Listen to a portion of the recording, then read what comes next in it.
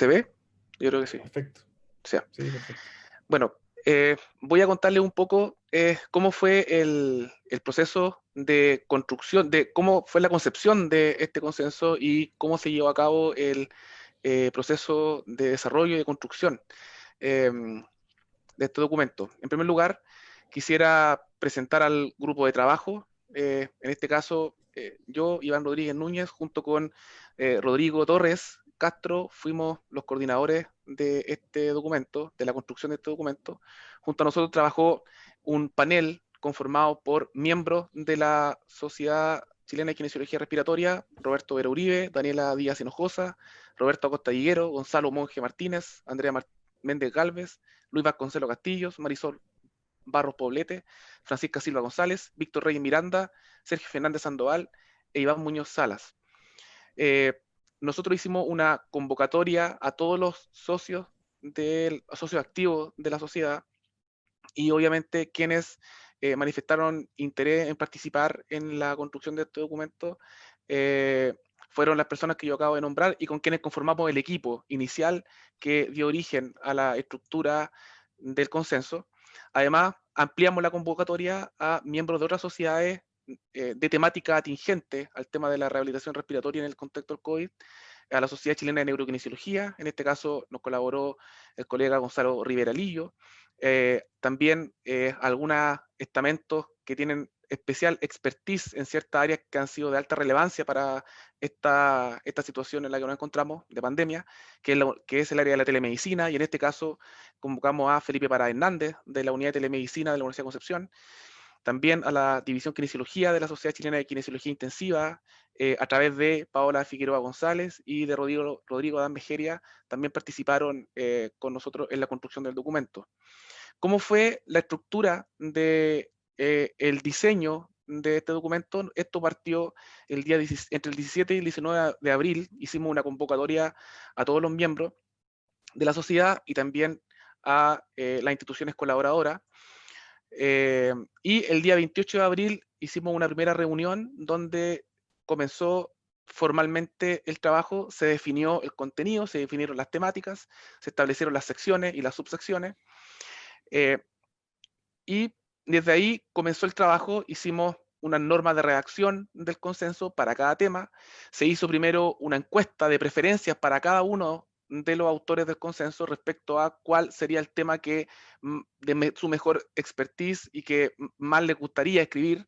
Y ahí establecimos un trabajo hecho por pares. Una persona escribió y otro colaborador revisó el texto. Entonces así generamos cada una de las secciones con trabajos en pares, y el día 4 de agosto ya compilamos todo ese material y dimos origen a la primera versión, al primer borrador de este documento, y a partir de ahí, mediante una metodología iterativa, un método Delphi, de correcciones sucesivas del texto, de lectura, relectura del texto, generamos la última y definitiva versión de este documento, y eso fue el día 17 de agosto, fue entre el día de ayer y el día de hoy, ya generamos el documento final, que es el que está a disposición de toda la comunidad kinésica nacional y toda la comunidad de ciencia de la salud. Eh, y bueno, finalmente fue un proceso que desde el primer momento se desarrolló de forma colectiva, fue un trabajo colaborativo, un trabajo conjunto, donde tratamos de reunir todas las miradas y todas las opiniones y todas las experiencias de cada uno de los miembros del grupo de expertos que llevó a cabo la construcción del consenso.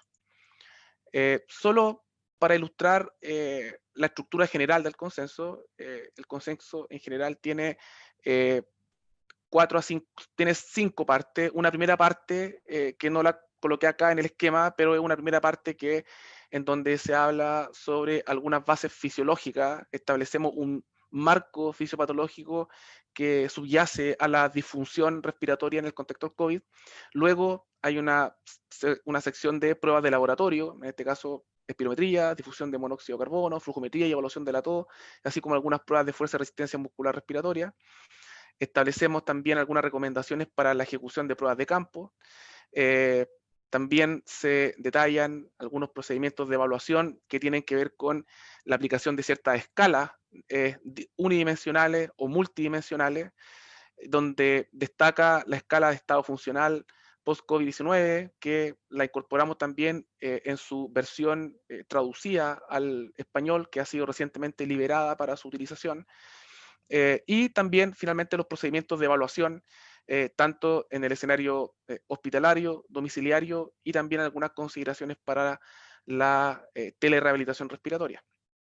Aquí al lado derecho hay un esquema que está corresponde al segundo anexo del documento, en donde proporcionamos una imagen esquemática respecto a qué procedimiento, tanto de evaluación como de rehabilitación, consideramos más apropiada utilizar dependiendo de la etapa del curso clínico de la enfermedad de nuestros pacientes. Y en general esa es la estructura del documento, y obviamente esperamos que sea de utilidad y que sea aplicable en el contexto clínico. Esta es una primera versión y a partir de mañana ya comenzaremos a trabajar en una segunda versión, probablemente generando actualizaciones a cada una de las intervenciones, tanto de evaluación como de rehabilitación, que está detallada ahí en el consenso. Así que muchas gracias, Roberto. Eso puedo comentar por ahora. Muchas gracias, Iván, por tu presentación. Bueno, quiero recordarle a todas las personas que se están uniendo hace muy poco a nuestra transmisión. Tenemos un gran público, sabemos que la Xochitl está tratando de llegar a todo Chile a través de este tipo de transmisiones, y les queremos contar que nuestro documento del Consenso de Rehabilitación Respiratoria ya se encuentra disponible para su descarga gratuita. En la publicación que está justo debajo de esta transmisión en vivo van a poder encontrar el link donde ustedes van a poder descargarlo. Si lo están viendo a través de otras plataformas como lo Instagram, si van al perfil de la Xochitl y buscan en el link de la biografía, también van a encontrar un link de donde descargar el documento. Bien, luego de las palabras de Iván acerca de la metodología de cómo se construyó este documento de consenso, me gustaría invitar a presentar a otro de nuestros editores, que es el kinesiólogo Rodrigo Torres Castro, quien tiene amplia experiencia también, digamos, en rehabilitación. Es un investigador también muy destacado en el ámbito de la rehabilitación respiratoria. Y quería invitarlo a que nos comentara, si es que está ahí Rodrigo. Rodrigo, ¿estás por ahí? Aquí estoy. Rodrigo, si te queríamos consultar, y mucha de la gente que ha estado siguiendo las redes de Xochitl está interesada en saber cuál es la aplicabilidad de este documento y cuáles son algunas consideraciones prácticas más relevantes para la práctica clínica habitual. Bueno, primero que todo, le agradezco a la gente que nos está escuchando en estos momentos, porque claramente nuestra idea es poder difundir esto para tener un marco conceptual y un marco técnico en el que apoyarse para poder realizar las evaluaciones y las intervenciones. Y además porque en los últimos días, semanas, hemos ido viendo cómo están empezando a salir estos pacientes con secuelas, y realmente hay personas que se manejan muy bien, pero hay otros que necesitan un marco en el cual basarse y poder ver qué es lo que se está haciendo en otros lados, por ejemplo. Todavía es muy poca la información que hay, sin embargo, nuestra idea es hacer una guía anticipatoria y, por supuesto, como dijo Iván, continuaremos trabajando en las próximas semanas y meses para ir actualizándola en base a la experiencia de los países donde ya van un poco más avanzados en la pandemia. Lo importante, para que ustedes no crean que es una cosa muy lejana, es que está absolutamente basada en evaluaciones que podríamos describir que la mayoría son low cost o que se pueden realizar en cualquier contexto. Cuando pensamos en hacer esta guía, no pensamos en hacerla solo a nivel hospitalario, sino que también a nivel de atención primaria, que es donde creemos que nosotros tenemos la gran, probablemente, ventaja comparativa con respecto a otros países, con una gran calidad de profesionales que hay en la atención primaria, con las distintas salas que están ahí presentes y los programas. Por lo tanto, está pensado absolutamente en ese tipo de intervenciones. Incluso también pensando en cómo llevar esto en la telerehabilitación, a hacer evaluaciones no complejas en casa. Por lo tanto, nosotros solo los invitamos a utilizar la guía, a basarse en las cosas que ponemos ahí, para que en la práctica puedan objetivar las evaluaciones y las intervenciones que van a poder realizar, y así simplemente poder darse cuenta de cómo el beneficio de su intervención va a ser patente en nuestros pacientes. ¿Ya? Los invitamos, como dijo Luis, está el link ya puesto, por lo tanto pueden descargarla, pueden revisarla y hacer las preguntas que quieran durante este seminario. Ahora, no quiero quitarles más tiempo, podemos comenzar con las preguntas, Luis. Gracias por la intervención, Rodrigo, muy amable. Bueno, seguimos aumentando la gente que nos está viendo, ya estamos bordeando los 400. Les pedimos a todas las personas, a todos los kinesiólogos, recordarles que este documento es totalmente gratis. Lo pueden descargar en los links que ya dejamos aquí abajo, lo estamos compartiendo constantemente, y también los invitamos a que compartan este documento para que se haga este trabajo, sea bien difundido para todos los kinesiólogos, no tan solo de nuestro país. Me gustaría contarle que tenemos varios saludos también desde Ecuador, también desde Perú, y de lugares mucho más alejados de Santiago, que es la idea principal, el espíritu de la Sociedad Chilena de Kinesiología Respiratoria. Bien, para todas las personas que no están viendo, tenemos abiertas nuestras plataformas en estos momentos. Tenemos un par de colaboradores registrando todas las preguntas que quisieran hacer acerca del documento, y acá, como ustedes pueden ver, este extenso panel está totalmente dispuesto a responder cualquier tipo de dudas que ustedes tengan. Bien, sin más preámbulo, me gustaría presentar a las personas que están hoy día y que nos acompañan y que fueron parte del panel de la realización de este documento. Primero que todo, presentar y nos acompaña el día de hoy la kinesióloga Daniela Díaz Hinojosa, el kinesiólogo Gonzalo Monge, desde Puerto Montt, la kinesióloga Marisol Barros. ¿Sí? Gracias, Marisol. Nos está escuchando a pesar de la distancia. El kinesiólogo Roberto Acosta, Víctor Reyes, un saludo también para Andrea Méndez, que nos acompaña ahora, para el kinesiólogo Iván Muñoz, Sergio Fernández, Francisca Silva y Gonzalo Rivera, colaborador de la guía. Bien, vamos a leer entonces algunas de las preguntas. Estas preguntas van a ir, según el tema, las vamos a ir encauzando a la persona que en este caso colaboró con este tipo de desarrollo del tema. Y la primera pregunta va para Gonzalo Monge. ¿Sí? Un usuario, Juan Alcayaga, pregunta. Gonzalo, ¿me escuchas? ¿Está por ahí Gonzalo? Se puede... Ahora sí. Ahora sí lo escuchamos perfecto. ¿Cómo le va, Gonzalo? Don Luis? Muy buenas tardes. Buenas tardes por usted también. Gonzalo, su pregunta es la siguiente. No tenemos fanfarria, ¿verdad? No contamos con tantos medios técnicos, ¿no? ¿Es el test de marcha de 6 minutos la única o mejor prueba para este tipo de usuario, para los pacientes con COVID-16? ¿Qué opina usted al respecto? Si esta es, se le puede llamar la única o la mejor de todas las pruebas para realizar o para valorar la capacidad física de este tipo de pacientes. Claro, como muy bien van a poder revisar el consenso y lo que se ha publicado básicamente, que si bien el test de marcha de 6 minutos es una prueba de campo que se ocupa bastante, hay pacientes post-COVID-19 que no han logrado terminar esta prueba inclusive. Por lo tanto, ¿cierto? Se agregan otras pruebas como el CITA-STAN, ¿ya? Que sí, efectivamente se correlacionan bastante bien y se pueden hacer, digamos, en espacios mucho más reducidos y tiene también valores o parámetros de referencia. ¿Ya? Así que no es la única prueba, sino que también en la guía tratamos de aportar, ¿verdad?, otras pruebas más que también, ¿verdad?, van a ser muy beneficiosas para los diferentes ambientes donde se pueden aplicar. ¿Mm? Incluso hasta la telerehabilitación, que en algún minuto, ¿cierto?, se toca también en la guía. Bien.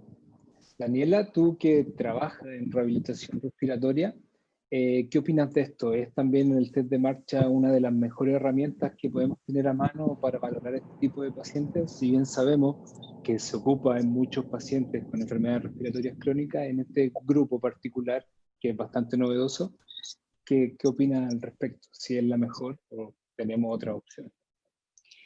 Hola, buenas tardes. Mira, lo primero es que es una de las herramientas que nosotros estamos proponiendo para evaluar la tolerancia al esfuerzo de los pacientes. Sin embargo, las recomendaciones internacionales y nacionales en cuanto al laboratorio de función pulmonar también dicen que el test de marcha no se puede realizar durante el tiempo de pandemia COVID y recién uno debiese realizar pruebas, en este caso en la fase 3, que se denominó en España, y en Chile en el caso del paso 4, que es la apertura inicial, de que ahí recién se apertura las cirugías electivas. Por tanto, mientras no estemos en ese proceso, lo ideal, como dijo Gonzalo, es utilizar otro tipo de pruebas para poder evaluar la tolerancia al esfuerzo de los pacientes. Y más aún, como dice Gonzalo, que sean espacios reducidos en donde uno pueda manejar también las variables de cada paciente propiamente tal, tanto en ambiente hospitalario como en el ambulatorio. Perfecto. Muchas gracias, Daniela. Abro la palabra al resto del panel. Si es que alguien tiene algo más que aportar. ¿No? Bien, continuamos. Entonces tenemos otra pregunta, en este caso para Víctor Reyes. Víctor, ¿estás por ahí? Si puedes. Sí, acá estoy. Ahí está Víctor. ¿Cómo estás, Víctor? Bien, gracias. Si puedes decirle al público desde dónde nos acompañas. Mira, yo hablo aquí de Santiago. Trabajo actualmente en Home Medical, que es una empresa que ve pacientes domiciliarios.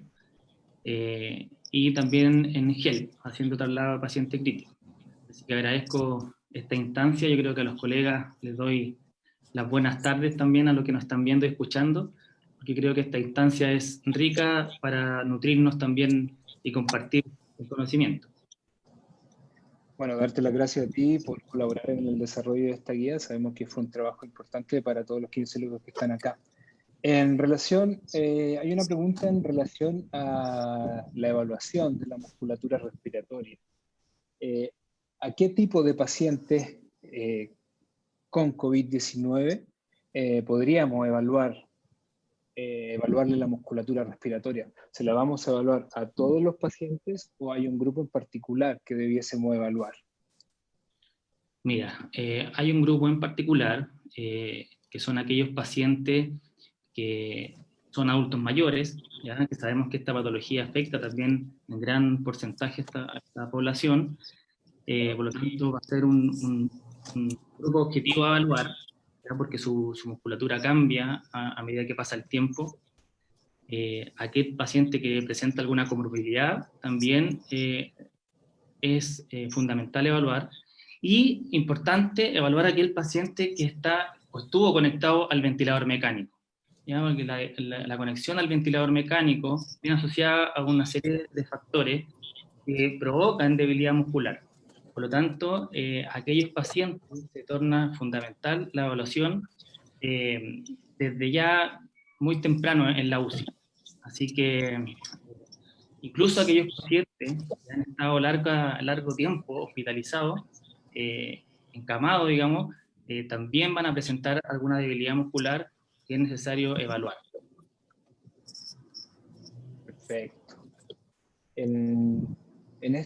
Para seguir este tipo de evaluaciones respiratorias del paciente, hay una pregunta bastante interesante y que tiene que ver con la capacidad de difusión, que últimamente ha estado muy en boga por las secuelas que ha dejado el COVID. Y en este caso me gustaría preguntarle a Marisol, si está por ahí, Marisol.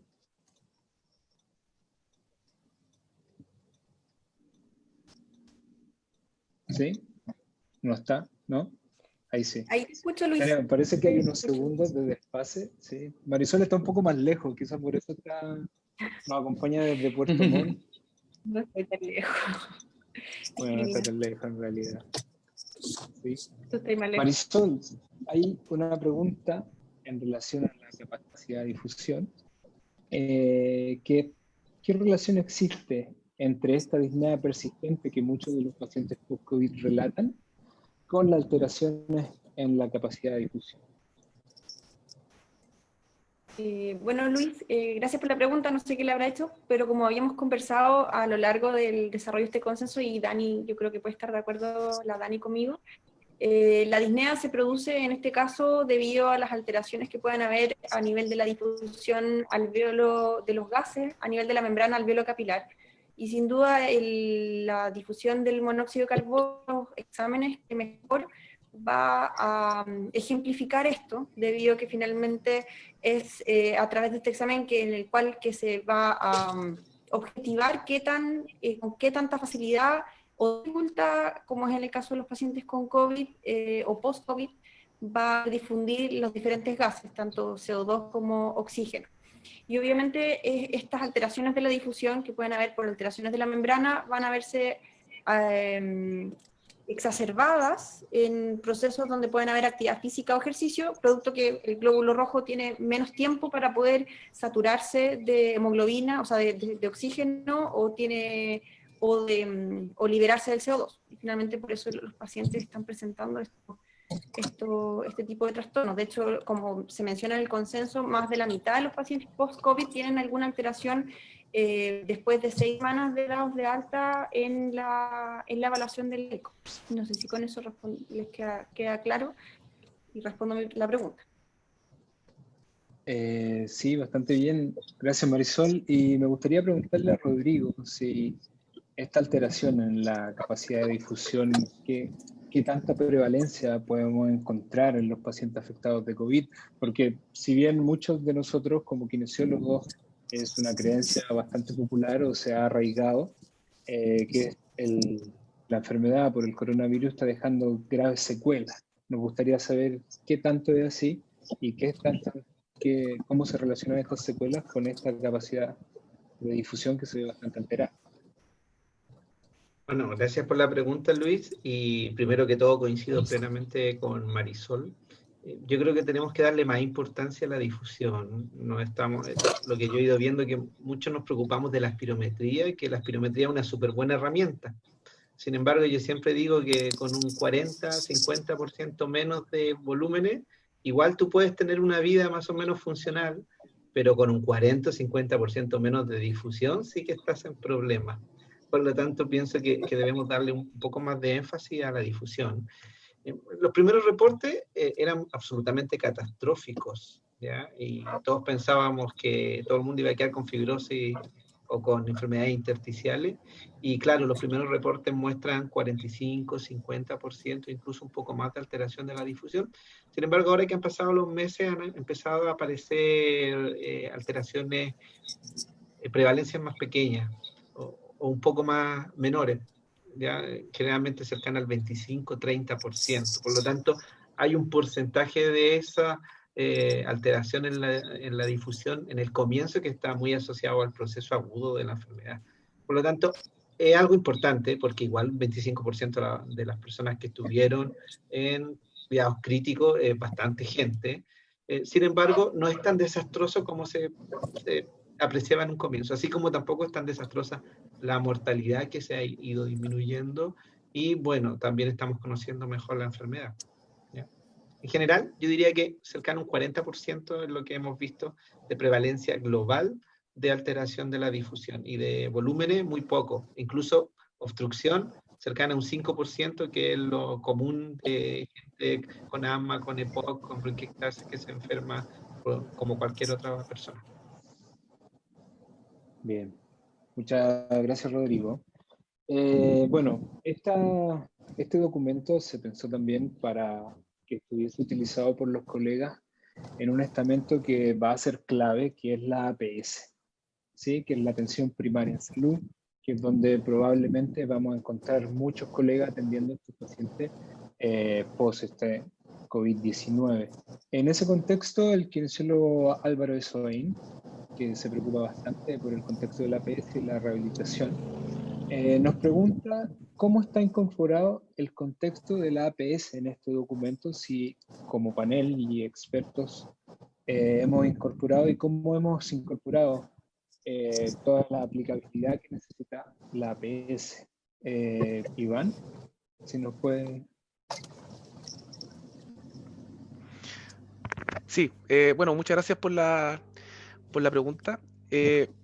Bueno, Rodrigo en su primera intervención hizo alusión a un elemento que tiene este consenso, que yo diría que de los consensos que como kinesiólogos hemos desarrollado, sabemos que tenemos ya un consenso de rehabilitación pulmonar infantil, otro de técnicas kinésicas, en fin, pero yo diría que este ha sido la primera iniciativa, a lo mejor que hemos desarrollado, en la cual hemos pensado en la aplicabilidad, en la validez externa del consenso, en el sentido de no proponer protocolos o estrategias de evaluación que implicara una medición directa de ciertos fenómenos, por ejemplo, capacidad cardiopulmonar directa o función pulmonar directa. Obviamente incorporamos la DLCO, también la espirometría como pruebas de función pulmonar que son iniciales y que obviamente tienen una razón de ser, que ya lo hemos conversado acá en el contexto específico del COVID, pero para efectos de la rehabilitación incorporamos pruebas de evaluación de capacidad física que son pruebas de campo, las que ya conocemos, test de marcha de 6 minutos, Shuttle Walking Test, que aún esas pruebas tienen muchas dificultades para aplicarse en APS, por eso incorporamos también pruebas como el Sit to Stand, por ejemplo, o las pruebas como el Time Up and Go, que son pruebas que están incorporadas dentro de los planes y programas de APS. Por ejemplo, el programa MAS en el programa de adulto mayor está incorporado este programa. También los protocolos de entrenamiento de tipo domiciliario están pensados para su ejecución en el domicilio, para su seguimiento vía telerehabilitación, que en este contexto son prácticas que ya se están incorporando en el manejo de la APS. Así que yo diría que, si bien es cierto, no incorporamos un capítulo dedicado a la rehabilitación en APS, las intervenciones son altamente aplicables en los contextos de APS y de hecho están presentes en los programas, en los distintos programas de rehabilitación comunitaria, los programas de salud cardiovascular, en los programas más de adulto mayor, en fin, en el EFAM, en el programa de examen médico preventivo del adulto mayor, también incorporamos dentro de este consenso pruebas que están contenidas en esos protocolos que son de más bien del ámbito de la atención primaria y la medicina familiar. Así que desde esa perspectiva el contexto, el consenso es altamente aplicable. En ese mismo contexto tenemos una pregunta bastante interesante de Mauro Pinto Correa, que él tiene la duda si en este contexto y pensando que el COVID probablemente se quede por mucho más tiempo del que nosotros pensamos, ¿es recomendable la creación de alguna sala respiratoria especialmente para COVID, emulando lo que son las salas IRA y ERA? ¿Respondo yo? ¿Sí? Sí, sí. Bueno, es una muy buena pregunta y yo creo que es probable que ese sea un dilema hoy. Yo diría que responder ahora a esa pregunta, porque generar una sala en la atención primaria dirigida a la rehabilitación específica de estos pacientes sería contraproducente, considerando que existen restricciones para reunir personas en un espacio determinado. En ese contexto, yo creo que lo que sería mucho más productivo es generar un programa de rehabilitación para estos pacientes, considerando sus particularidades. Por ejemplo, con intervenciones que sean aplicables en el domicilio, con instrumentos que estén, o con equipamiento o utensilios que estén en el domicilio, procedimientos de evaluación que sean aplicables vía remota, generar a lo mejor más que una sala, en el mismo policlínico de rehabilitación habitual del CEFAM, un computador con una conexión a internet de buena calidad que permita correr una plataforma para hacer rehabilitación sincrónica por vía de telerehabilitación, capacitar el equipo para eso, en fin. Yo diría que más que generar una sala, es generar un programa y capacidad en los profesionales para llevarlo a cabo. Yo creo que por ahí va a lo mejor el cambio de enfoque. Gracias, Iván. Dejo la palabra abierta por si alguien del resto del panel quisiera opinar al respecto. Antes de que se decidan, me gustaría decirle a todo el público que se viene incorporando, que ya son más de 100 personas y vamos cerca de los 450 espectadores en estos momentos. Me gustaría recordarle a los que se están integrando ahora que el link de este documento está disponible, es totalmente gratuito y se los pedimos, por favor, háganlo por nosotros que trabajamos duro en este documento, que lo compartan para que le llegue a la mayor cantidad de kinesiólogos posible. Rodrigo.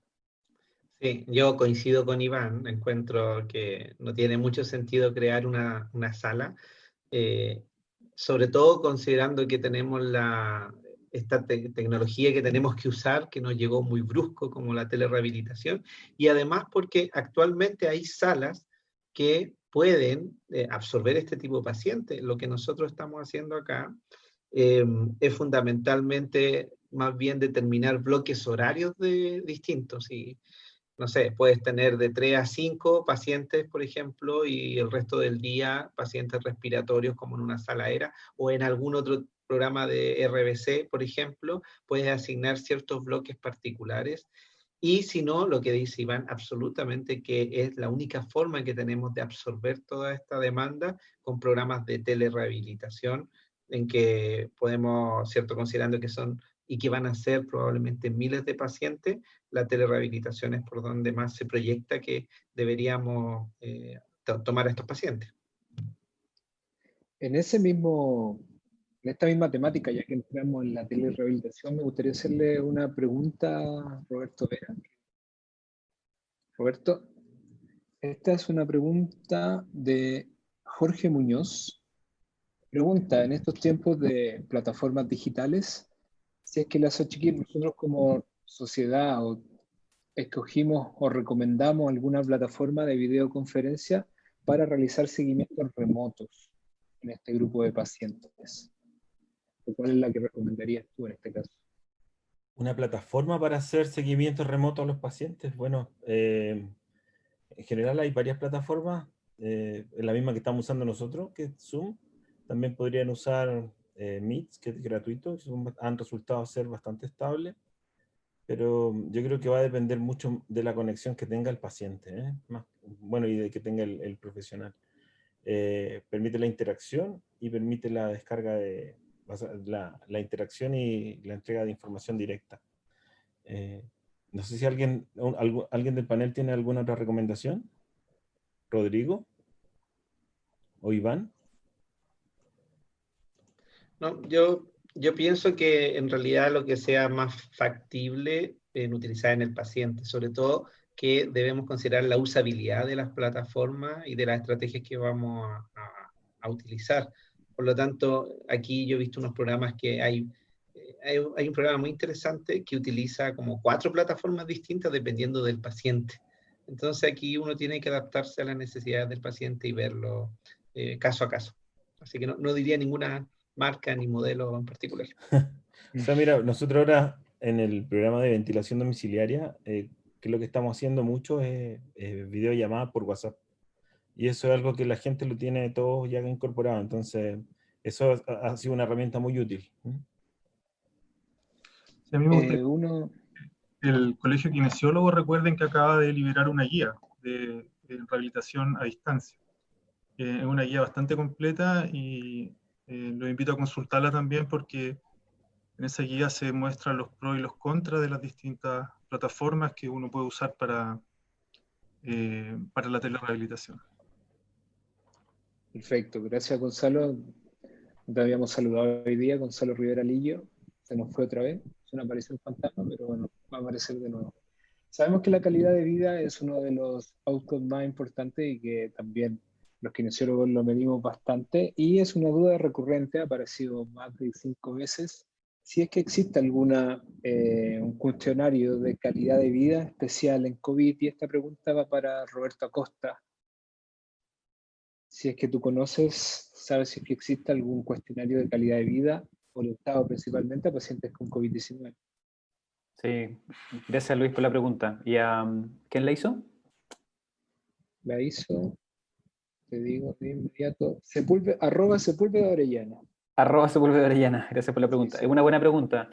Hasta el momento de la revisión y la generación del consenso no había una encuesta de calidad de vida particular para pacientes con COVID.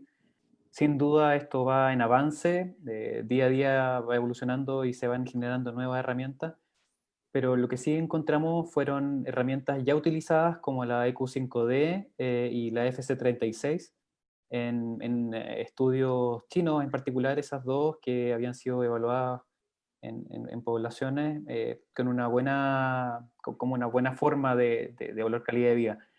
Ahora, así como también hace pocos días apareció una herramienta de evaluación funcional de pacientes con COVID, esperamos que para las próximas versiones podamos incorporar herramientas particulares para esta patología. Ahora, decidimos también en la guía incorporar herramientas genéricas, ¿no?, de calidad de vida y no particulares, para patologías particulares, como podría ser la EPOC, ¿no? Con Daniela trabajamos en eso, quizás ella también podría aportar, y creemos que estas herramientas pueden ser útiles. En los anexos del final de la guía, no sé si lo han mencionado, aparecen formularios para poder ir registrando las evaluaciones que puedan consignar con sus pacientes. Eso yo creo que también es un muy buen aporte de este consenso. Muchas gracias, Roberto. Bien, otra de las dudas recurrentes que ha aparecido bastante en las redes sociales y que también hay mucha controversia, ¿cuál sería el mejor momento para evaluar de una manera, evaluar la capacidad física, de evaluar funcionalmente un paciente que ya se ha recuperado de COVID, pero en qué momento lo vamos a evaluar? Gonzalo, si nos puedes ayudar con esto, y principalmente relacionado con evaluaciones de la función respiratoria como la espirometría. ¿En qué momento sería adecuado poder evaluar un paciente post-COVID-19? Perfecto, Luis. Efectivamente, mira, las recomendaciones, como hemos visto mucho, de hecho en algunos webinars que hemos participado con Rodrigo, hablan inclusive de 6 a 8 semanas, y efectivamente acá es donde hay que apuntar principalmente a todo el uso de filtros, pilares bacterianos y todas las precauciones en el fondo para proteger al personal de salud, que lógicamente todo esto ha ido disminuyendo un poco en todas estas normativas que habían inicialmente, de muchos cuidados, que a la vez, ¿cierto?, ha podido ir bajando este tema. Principalmente sobre la espirometría en sí, ya creo que lo hemos comentado bastante, pareciera ser que no es la gran herramienta, sino que hay otras que nos van a dar mucha más información en estos pacientes, para tenerlo claro también. Perfecto, muchas gracias. ¿Sí? ¿Alguien más quisiera aportar? ¿Sí? Dejo abierta la pregunta al panel. ¿No? Seguimos adelante entonces. Bien, tenemos bastantes preguntas y vamos a seleccionar algunas porque son bastantes. Tengo una pregunta para Rodrigo Torres. ¿Está ahí, Rodrigo? Sí. Pregunta, Carito Yáñez pregunta, en un paciente para hacer la evaluación funcional post COVID-19, ella está aplicando el SPPB y el test de Time Up and Go. ¿Es correcto aplicarlo? ¿Qué es lo que dice la guía? ¿Qué es lo que dice este documento al respecto? Bueno, nosotros lo planteamos como alternativa para evaluación y me parece del todo correcto aplicarlo, en especial ya que hay pacientes que la gran mayoría de los afectados por COVID son adultos mayores. Y por supuesto que hay un factor de riesgo muy relevante que es la fragilidad, y estas herramientas se utilizan comúnmente en las personas que trabajan en geriatría como predictores de fragilidad o precisamente para objetivarla. Por lo tanto, estoy absolutamente de acuerdo en utilizarla, en especial en este grupo, y como alternativa para aquellos que estén con secuelas más patentes y que, lo que hablábamos hace un rato, que dificulten la realización de las pruebas que tienen más riesgo, como el test de marcha de 6 minutos, ¿ya? O quizás no son capaces de hacer un citoscan de 1 minuto, uno podría plantearlo como alternativa. Sí, excelente. Muchas son las dudas respecto a la debilidad querida en la UCI, pero también hay bastantes dudas de los colegas que trabajan en APS con el procedimiento de la espirometría. Y aquí me gustaría preguntarle al kinesiólogo Iván Muñoz. Iván, si estás por acá. Ahí está Iván. Sí, acá estoy. Bueno, Iván, primero que todo, saludarte. ¿Desde dónde nos acompañas hoy? Buenas tardes a todos, muchas gracias. Espero que estén todos bien en sus casas. Te escuchamos algo bajito, pero si puedes subirle el volumen a tu micrófono. ¿Ahí un poco mejor? Ahí un poco mejor. Excelente. No sé Iván, si se esta escucha pregunta... Ya. Sí. Esta pregunta es en relación a la toma de espirometría, pero en las salas de APS. ¿Cómo crees tú que se puede aplicar el consenso en la toma de espirometría en este tipo de establecimiento? Bueno, buenas tardes. Bien, como se ha conversado en distintos debates cuando se fue realizando el consenso, la espirometría es una herramienta más de las que nosotros podemos utilizar en APS, ¿cierto? Dentro de poder nosotros objetivar un poco la atención y guiar nuestra rehabilitación respiratoria en estos pacientes. Si bien todavía no está bien claro si nosotros como sala respiratoria nos vamos a quedar a cargo de estos pacientes post-COVID, de la sala ERA, o bien incorporados dentro del programa de rehabilitación pulmonar como los pacientes EPOC, es importante destacar que la espirometría es uno de los recursos que nosotros en APS contamos principalmente todas las salas. Sí es necesario recalcar que es importante que mantengamos los cuidados necesarios, la prevención necesaria para poder mitigar cualquier tipo de contagio de eventualidad cruzada con los pacientes. Entonces, en esta guía podrán encontrar claramente las recomendaciones de cómo poder cuidar al paciente, al profesional, ¿cierto? Para evitar cualquier tipo de contagio. Pero la espirometría sigue siendo una herramienta que APS debería aprovechar y que contamos todos y que sea una herramienta más para poder objetivar un poco el tratamiento de nuestros pacientes. Muchas gracias, Iván. ¿Sí, Gonzalo? Quisiera agregar un poco algo a lo que decía Iván, que el objetivo también, para toda la gente que nos está escuchando en la guía, finalmente no estamos diciendo, ¿verdad?, que la espirometría está sobre otra cosa, o el test de marcha 6 minutos está sobre otra evaluación, sino que, como lo hablamos, y como bien dice un consenso, es entregar la mayoría de las herramientas que podemos usar en estos usuarios y que cada uno la vaya adaptando a sus realidades, a su tipo de paciente, en base a la tolerancia que tengan a cada una de ellas, y posteriormente poder prescribir el mejor ejercicio. ¿Ya? Así que un poco ahondar en eso, que acá estamos tratando de entregar una batería de evaluaciones para que posteriormente los diferentes colegas en los diversos ambientes en los cuales se desarrollen puedan aplicarla. Bien, muchas gracias, Gonzalo, por el aporte. Dejo también abierta la palabra al resto del panel.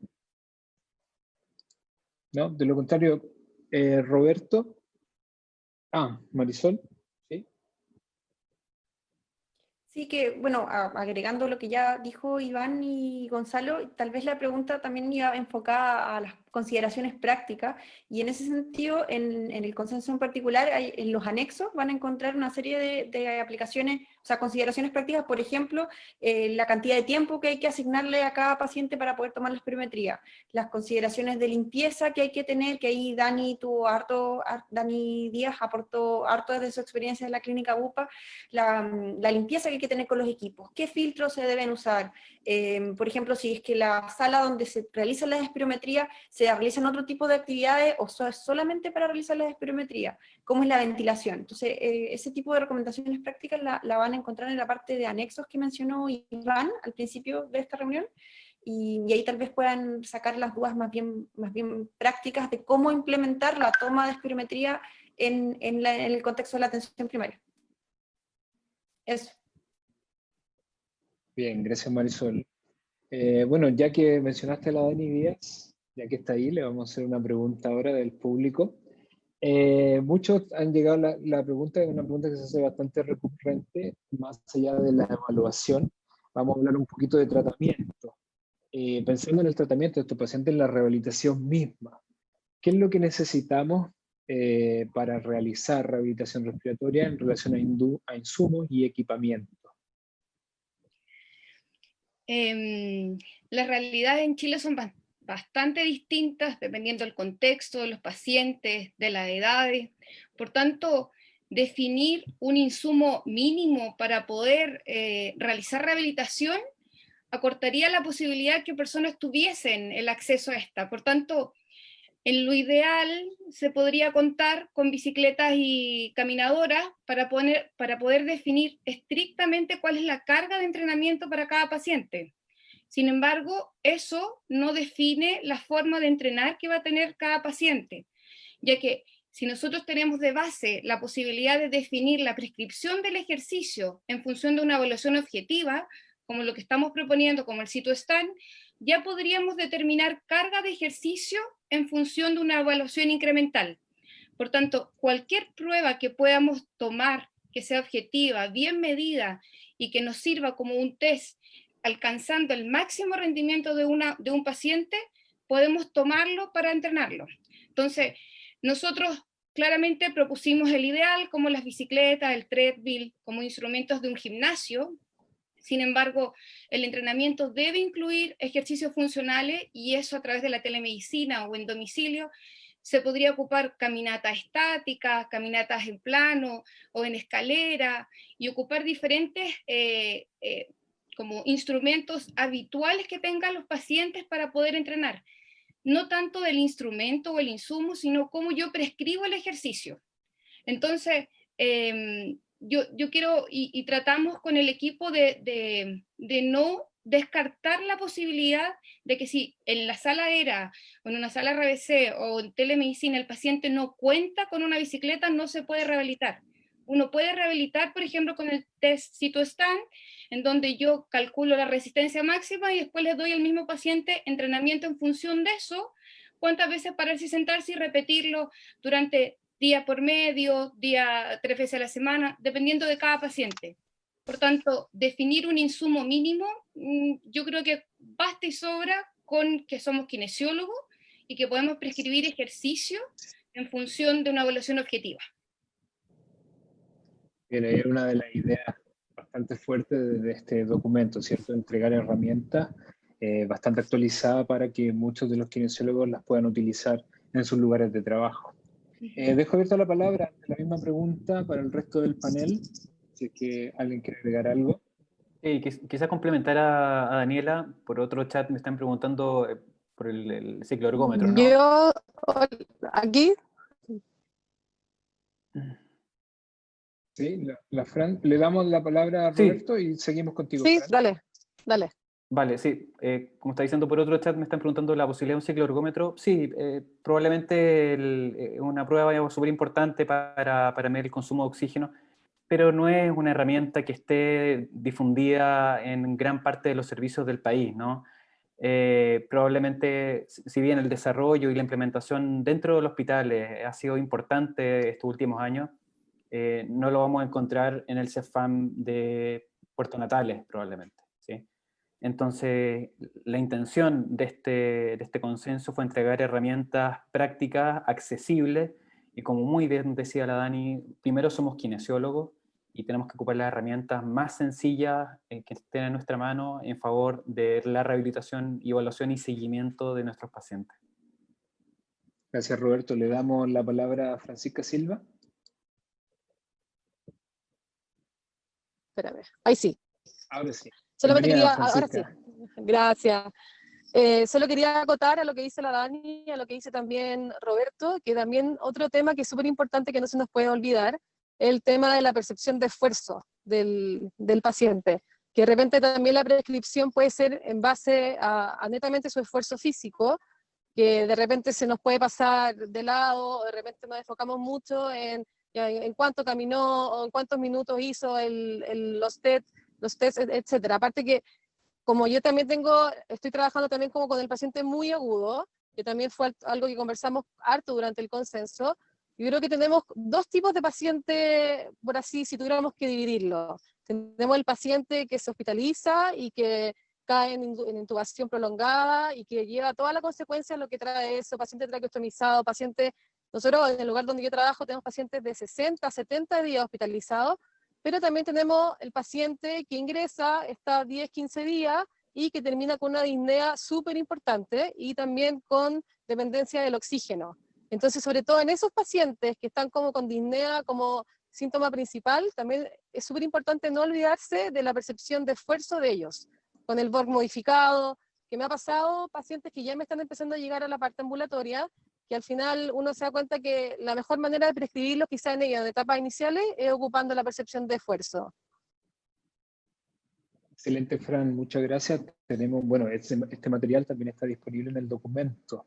Se arma una controversia bastante grande de que si realmente tenemos que darle rehabilitación a estos pacientes o en la APS o tenemos que hacerlo en un centro especializado, en un centro de más alto nivel, como en un centro hospitalario que cuente con mucho más equipamiento. Hay varios comentarios que están a favor, que están en contra. ¿Qué nos puedes decir al respecto, Rodrigo, si es que tú estás de acuerdo en que los kinesiólogos realicemos la rehabilitación respiratoria en la atención primaria en salud? Rodrigo Torres.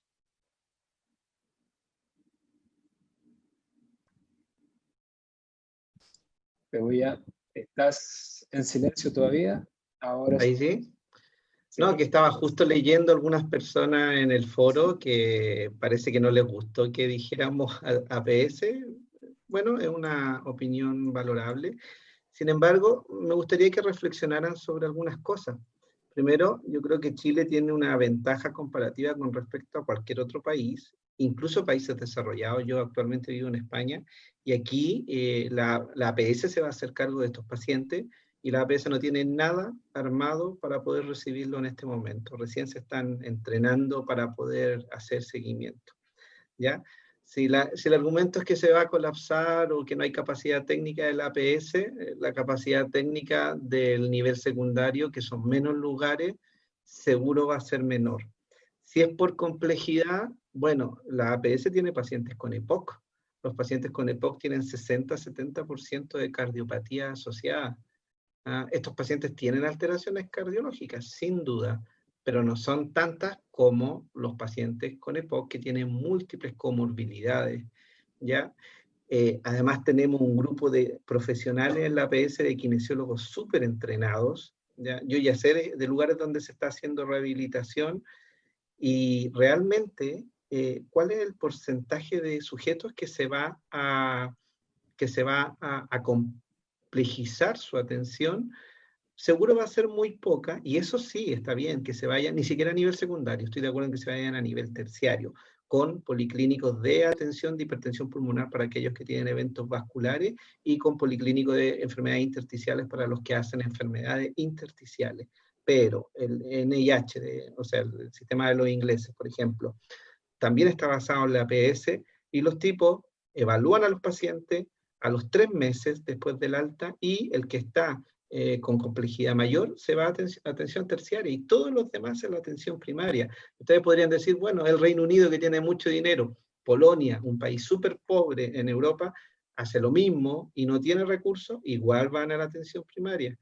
Yo creo que estamos de pronto mirando quizás en menos, o no sé si en menos, pero subestimando la potencialidad de la atención primaria. Sin duda es necesario armar un programa, pero yo creo que es donde tienen la factibilidad técnica de poder recibir estos pacientes. Si lo recibimos en el nivel secundario, el 5% va a recibir atención y el otro 95% no va a ser capaz, ¿ya? Siempre está el argumento de que la telerehabilitación es cara. Bueno, yo tengo colegas que ocupan el WhatsApp para hacer telerehabilitación.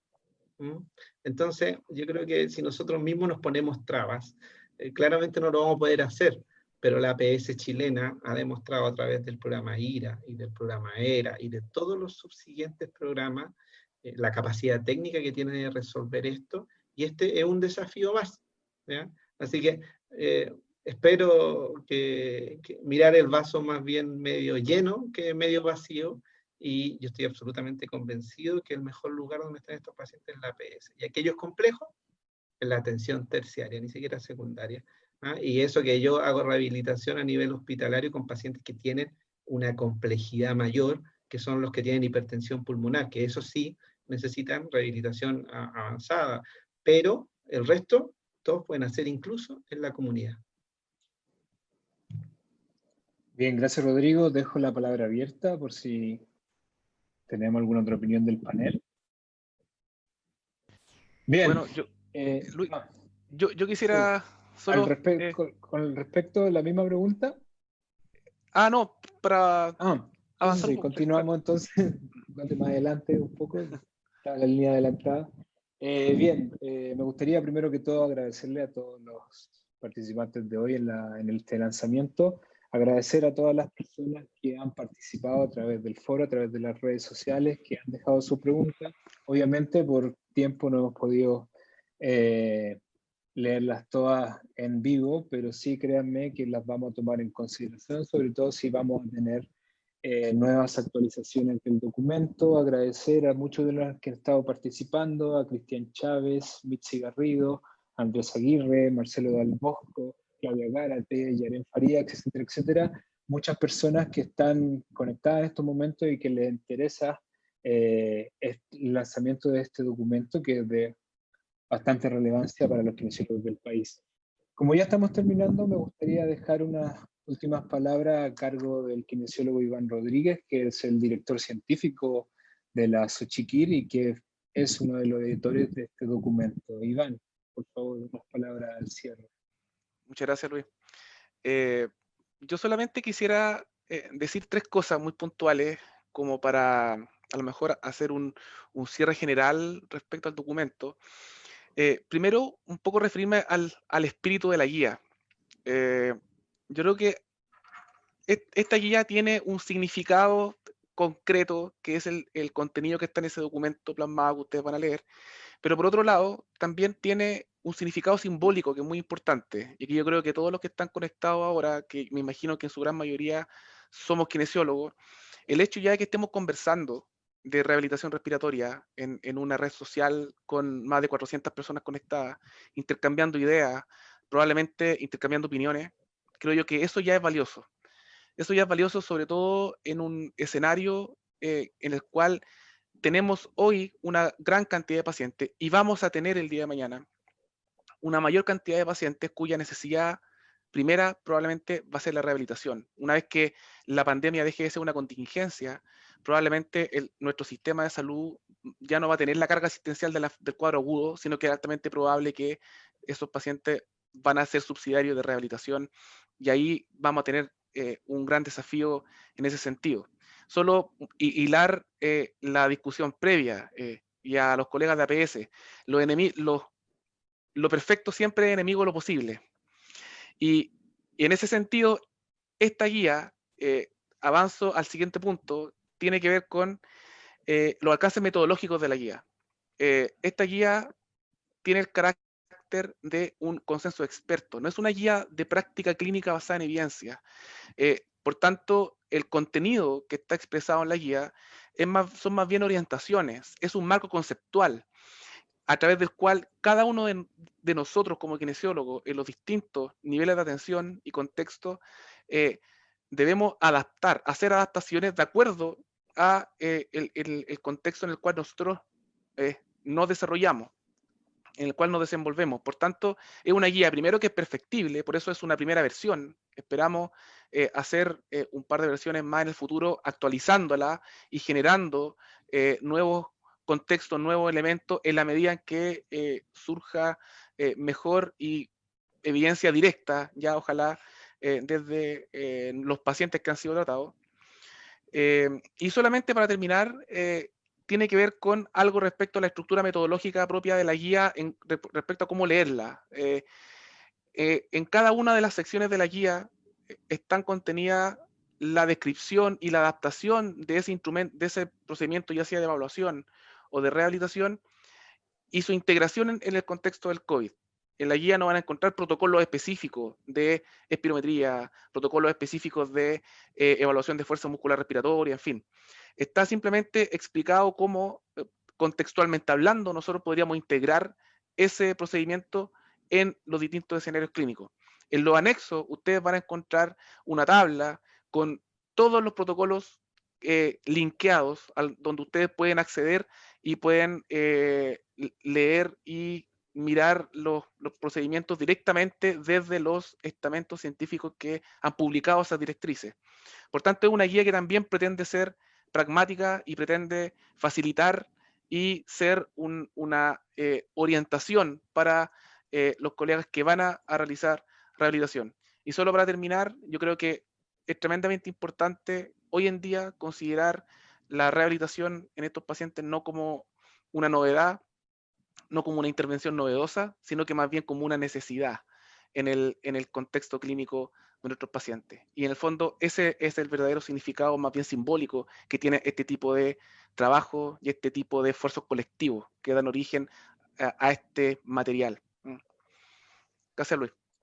Bien, gracias, Iván, por las últimas palabras. Bueno, agradecerle a todo el panel que estuvo presente, muy amables por contestar de manera tan técnica y profesional a todas las preguntas. Agradecemos a todas las personas que nos estuvieron viendo y recordarles también que si no han descargado el documento, revisen la publicación que tenemos en nuestras redes sociales, tanto en Instagram como en Facebook, donde pueden descargar gratuitamente el documento y no olviden compartirlo. Recuerden, síganos en nuestras redes sociales, estamos en Facebook como Sociedad Chilena de Kinesiología Respiratoria y en Instagram como @sochiquir. Y bueno, tenemos una noticia, muchos de nuestra comunidad, la comunidad de Xochiquir, que se ha hecho cada día más grande, nos ha consultado sobre la apertura de las inscripciones de nuevos socios y les queremos comentar que las hemos abierto y el link ya está disponible. Luego de que finalice esta transmisión, lo vamos a publicar a través de Facebook, pero para los que ya nos siguen en nuestra cuenta de Instagram, si se van al link que está en la biografía, se van a encontrar también con la opción de o pagar su membresía como socio, y para los socios que están pendientes todavía pueden renovar su membresía 2020. ¿Sí? Queremos recordarles también que pronto ya tendremos novedades acerca de nuestro congreso, que tiene una fecha tentativa para el 3, 4 y 5 de diciembre. Así que estén atentos a nuestras redes sociales y nuevamente agradecerles la alta sintonía que tuvimos bastante gente. Tenemos muchas descargas del documento, necesitamos que este documento llegue a mucha gente, así que por favor compártanlo en todas sus redes. Haciendo esto vamos a llegar a muchos lugares, a muchos rincones, tanto de Chile como del resto de Latinoamérica. Bien, muchas gracias muchachos, me despido cordialmente. Gracias a todos, que estén bien, nos veremos. Chao, chao.